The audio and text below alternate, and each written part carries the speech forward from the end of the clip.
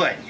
Okay. When I went out a-wenching on a night as fair as this, I had some trouble finding me a fine and lovely miss.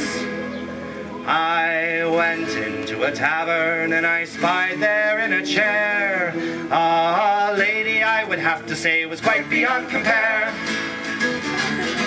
She was 5'2" with eyes of blue and weighed 500 pounds, and when she walked the ground would shake for miles and miles around. But she offered to buy me a drink. I said thank you ma'am, and we ordered up another round, and I began to slam.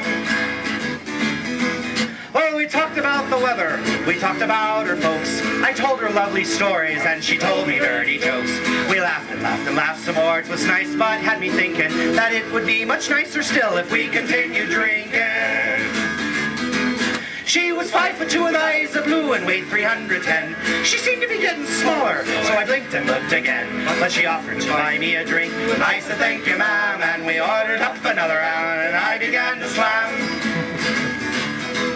Well, I drank and drank and drank some more as I was in a hurry. The lady got much prettier as my vision got more blurry. And as we kept on drinking, well, it was a shock to me that slowly her huge hand had gone and crept upon my knee.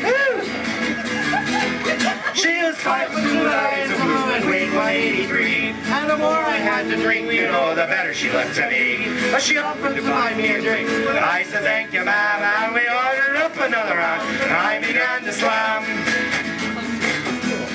As the evening went, I grew more and more elated.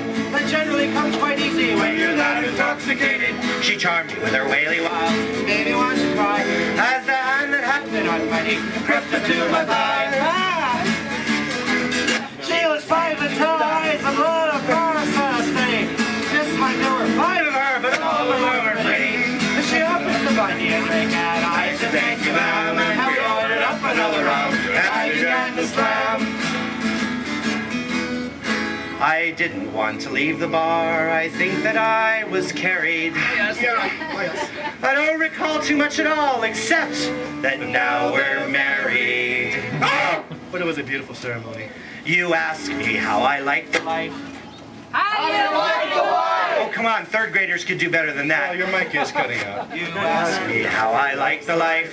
How do you like the life? Well, I say, hey, it's not too bad, 'cause her father's a brewer, her mama's like her, and I get drunk with dad. Yes, her father's a brewer, her mama's like her, and I